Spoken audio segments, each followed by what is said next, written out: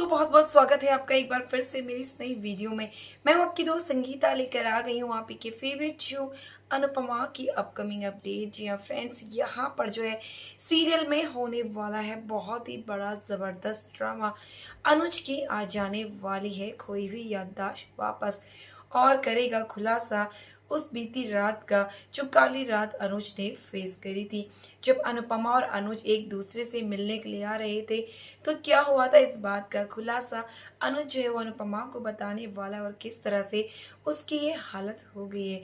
यहाँ पर कोई और नहीं बल्कि इस हालत का पूरे जिम्मेदार बरखा और उसके भाई अंकुश है, जिन्होंने अनुज के साथ चली बहुत बड़ी चाल। जब अनुज का एक्सीडेंट होता है तो वो लोग उसे घर लेकर आ जाते हैं और यहाँ पर जैसे ही अनुज को होश आता है तो वो बरखा और अनुज अंकुश से पूछते हैं कि बताओ आथ्या कहाँ है। तो वो कहते हैं आथ्या का उन्हें कुछ भी पता नहीं चला। यहाँ पर अनुज की कंडीशन जो है वो काफ़ी क्रिटिकल होती है। किसी तरह से अनुज की हालत में सुधार आता है और वो लोग क्या करते हैं, चुपके से अनुज के साइन ले लेते हैं। यहाँ पर अंकुश कहता है कि अनुज, तुम्हारे यहाँ पर साइन चाहिए, यहाँ पे कुछ लीगल डॉक्यूमेंट है जिन पर इम्पोर्टेंट तुम्हारे साइन चाहिए। और गलती से यहाँ पर अंकुश जो है वो साइन करवा लेता है। सारी प्रॉपर्टी को हथिया लेते हैं बरखा और अंकुश, और अनुज को इस बात का पता भी नहीं चलता। वहीं पर वो एक बहुत बड़ी चाल भी चलते हैं कि जिसके चलते अनुज जो है अब हमेशा हमेशा के लिए यहाँ से अलग हो जाए। वो लोग आतिया की मौत का सदमा दे देते हैं अनुज को, ताकि अनुज को लगे कि आतिया जो है वो मर चुकी है। वो लोग बताते हैं कि वहाँ पर जब अमेरिका गई थी तो वहाँ पर एक पहाड़ी पर जो है वो आतिया का बैग पाया गया, लेकिन आतिया नज़र नहीं आई, आतिया मर चुकी है।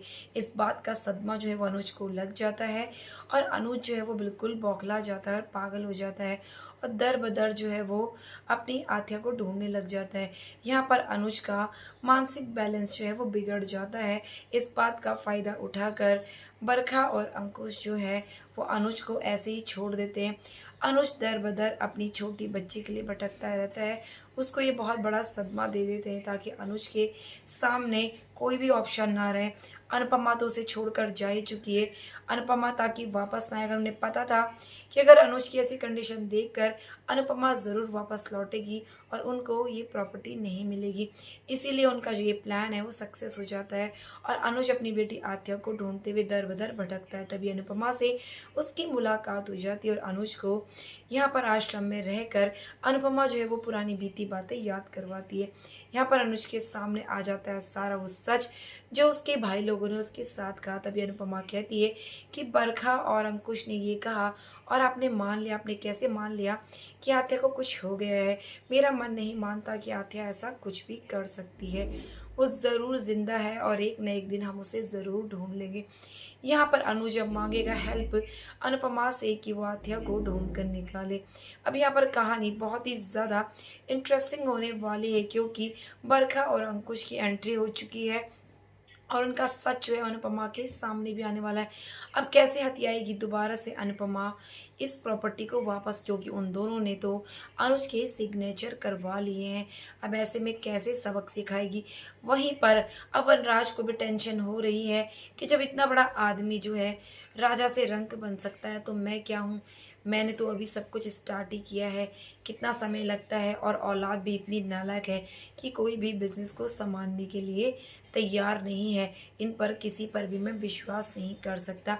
मुझे बहुत ही ज़्यादा सावधान रहना पड़ेगा, कब क्या हो जाए। अब ऐसे में वनराज को भी पता नहीं है आखिरकार वनराज इतना अमीर कैसे हो गया। अभी तक तो टावर भी नहीं बना है। वनराज को भी फिक्र सता रही है कि जब अनुज का इतना बुरा हाल हो सकता है, दर दर भटक सकता है, तो उसका क्यों नहीं हो सकता।